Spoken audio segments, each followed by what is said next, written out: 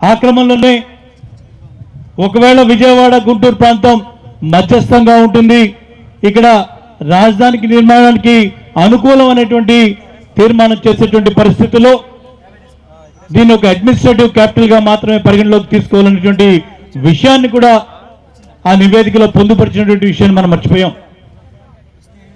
ఈరోజు శ్రీకృష్ణ కమిటీ నివేదికలు ఇచ్చినటువంటి అడ్మినిస్ట్రేటివ్ క్యాపిటల్ అని అంటే వాళ్ళ ఉద్దేశం ప్రకారం 6-7 వేల ఎకరాల్లో కావాల్సినటువంటి వస్తువులన్నీ ఏర్పరచుకొని మిగతా వాటన్నిటిని కూడా జోనల్ విధానంలో ఆ ప్రాంత రైతులు ఆ ప్రాంత ప్రజలు అభివృద్ధి చేసుకునే విధంగా తీసుకురావాలని చెప్పేది వారి ఆలోచన.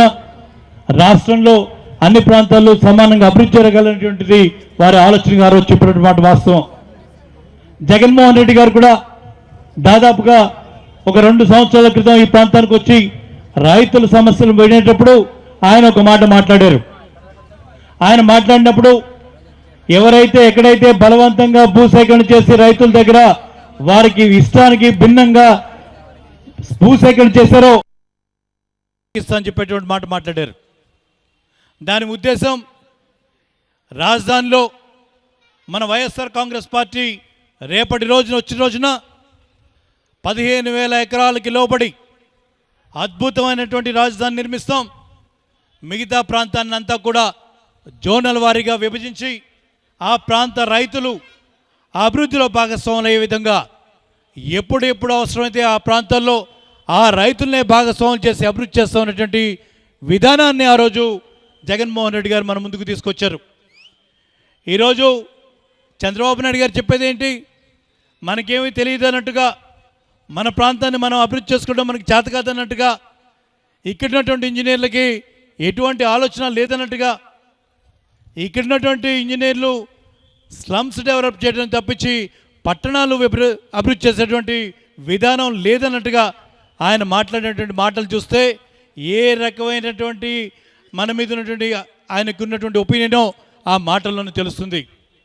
నేను ఒకటి అడుగుతా ఉన్నాను, ఈరోజు చిన్న పట్టణం కూడా ఒక టౌన్ ప్లానింగ్ విధానం ద్వారా పట్టణంలో రాబోయేటువంటి 20 సంవత్సరాల్లో ఈ రకంగా అభివృద్ధి చెందుతుంది అని చెప్పినప్పుడు అక్కడున్నటువంటి గవర్నమెంట్ వారు ఎప్పుడు అవసరమైతే అప్పుడు ఆ మేరకు మాత్రమే రోడ్ల వైడింగ్లోనో చేసేటప్పుడు కాంపెన్సేషన్ ఇచ్చి తీసుకోవడం చూసాం. కానీ ఈరోజు 33,000 ఎకరాలు తీసుకున్నా కూడా దాదాపు ఇంకొక 15,000 ఎకరాలు గవర్నమెంట్ భూములు ఉన్నాక కూడా ఈరోజు ఇంకా కూడా ఈ రైతులను ఇబ్బంది పెట్టి ల్యాండ్ ఎక్విజిషన్ యాక్ట్ని బలవంతంగా రుద్ది రైతుల దగ్గర ఉన్నటువంటి భూమిని వెనక్కి లాక్కుంటా ఉన్నటువంటి విధానాన్ని చూస్తే దీన్ని ఖచ్చితంగా ఖండిస్తూ ఉన్నాం. వైఎస్ఆర్ కాంగ్రెస్ పార్టీ రైతుల వెంట ఉంటుంది, మీరు భయపడాల్సిన అవసరం లేదు. మీకు న్యాయం జరిగేదాకా తప్పకుండా మీ వెంట ఉంటామని చెప్తా ఉన్నాను. అలాగే ఈరోజు ఎవరైతే ఇచ్చారో వాళ్ళకి సరైనటువంటి విధానం ద్వారా ప్లాట్లు వాళ్ళకి కేటాయించేదాకా వాళ్ళ వెంట ఉంటాం. ఈరోజు వైఎస్ఆర్ కాంగ్రెస్ పార్టీని మిమ్మల్ని కాదమ్మా భయభ్రాంతులు చేసేయడం ఉంది. మేము ఎమ్మెల్యేలుగా ఉన్నాం, మన పార్టీ ఎమ్మెల్యేలు 5 ఉన్నారు. 5 కూడా పంచపాండవులాగా కలిసి ఉన్నాం. మమ్మల్ని ఎవడు కొనలేకపోయాడు, మమ్మల్ని కూడా కొనాలని చూశారు. కోట్ల రూపాయలు ఎర్ర చూపించారు, పదవులు ఇస్తూ ఉన్నారు, మంత్రి పదవులు ఇస్తూ ఉన్నారు. రఘుపతి బ్రాహ్మణట ఒక్కడే ఉన్నట్ట, మంత్రి పదవి కూడా ఇస్తాట. మరి ఇంకెందుకు బ్రాహ్మణులకి ఎందుకు సీట్లు ఇవ్వలేదో చంద్రబాబు నాయుడు గారికి తెలియాలి. ఈ రాష్ట్రంలో ఇంతమంది ఉంటే బ్రాహ్మణులు ఎవరికి కనబడలా. ఇవాళ జగనన్న నాకు అవకాశం వచ్చి నేను గెలిచి వచ్చాక ఇవాళ బ్రాహ్మడు ఒక రఘుపతి ఉన్నాడు, ఆ రఘుపతిని కూడా పట్టేసుకుంటే మంత్రి పదవి ఇవ్వచ్చు, తేలిగ్గా డబ్బులు పెట్టి కొనేయచ్చు చూసుకుంటా ఉన్నాడు. రఘుపతి ఎవడు డబ్బులకి లొంగేవాడు కాదు, అమ్ముడు పోయేవాడు అంతకన్నా కాదు. మన జిల్లానే ఆదర్శవంతంగా నిలుస్తుంది. మనకున్నటువంటి అద్భుతమైనటువంటి నాయకులు ఉన్నారు మన పార్టీలో, అందరం కలిసికట్టుగా ఉన్నాం. మీరు దేనికి భయపడాల్సిన పనిలా. మా విధానం చెప్తా ఉన్నాను, జగన్మోహన్ రెడ్డి గారి మాటల్లోనే మన రాజధాని సింగపూర్ చేయం, మన రాజధాని అమెరికాను చేయం, మన రాజధాని ఐరోపాను కూడా చేయం. మన రాజధానిలాగా నిర్మించుకుందాం. మన రాజధానిని తెలుగుదనం ఉట్టిపడేట్టు నిర్మించుకుందాం. ప్రతి సామాన్యుడు కూడా రాజధాని మా రాజధానిని వెళ్ళేటట్టుగా చేస్తామనేదే మా నిర్ణయంగా, వైఎస్ఆర్ కాంగ్రెస్ పార్టీ నిర్ణయంగా. తప్పకుండా అమరావతిని అద్భుతమైనటువంటి రాజధానిగా తీర్చిదిద్దుతామని చెప్పి ఈ సందర్భంగా తెలియజేసుకుంటూ తప్పకుండా ప్రతి ఒక్క రైతుకి అండగా ఉంటాం అనేటువంటిది మరొకసారి వినిపించుకుంటూ సెలవు.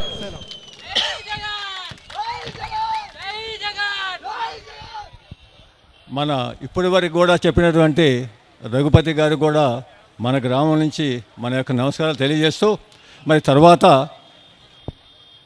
కుడి పక్కన కూర్చున్నటువంటి మన గ్రామస్తులు, మనకు దగ్గర వారు దయచేసి ఏమీ అనుకోకుండా వచ్చినటువంటి గౌరవనీయటువంటి వ్యక్తులకి ఆశీనులు అవటానికి వీలుగా కొంచెం పక్కకు తప్పుకొని కూర్చుంటే సంతోషం. దయచేసి ఇంకొక విధంగా అనుకోవద్దు.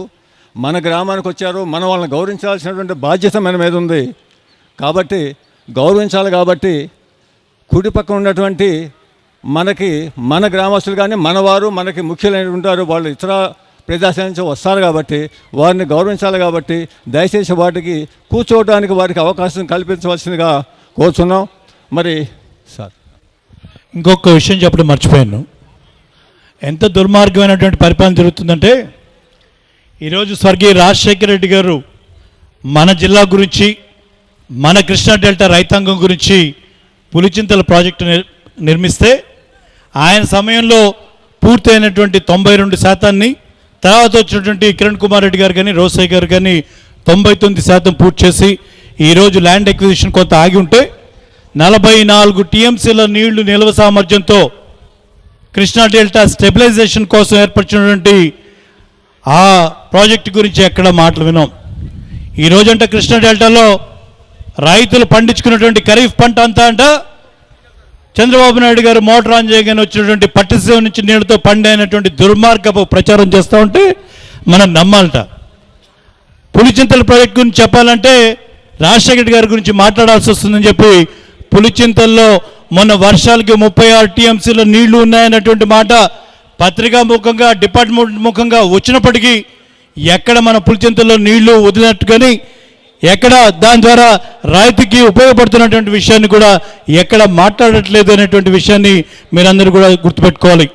ఈరోజు ఆ పట్టిసీమ నీళ్లు కూడా రాజశేఖర రెడ్డి గారు పోలవరం ప్రాజెక్టుని మరి ఆ రకంగా నడిపించడం వల్ల 14 అనుమతులు రావాలంటే 13 అనుమతులు తెచ్చి ఇచ్చినటువంటి రాజశేఖర రెడ్డి గారిని మర్చిపోయి పోలవరం ప్రాజెక్టులో కాలువలు తవ్వించడం ద్వారా ఆ కాలువ ద్వారా ఇవాళ పట్టిసీమ ఉన్నటువంటి నీళ్లు ఆ మాత్రం ఇక్కడికి వస్తే ఆ విషయాన్ని ఎక్కడ మాట్లాడినటువంటి పరిస్థితి ఇది దుర్మార్గం కాదని అడుగుతా ఉన్నాను.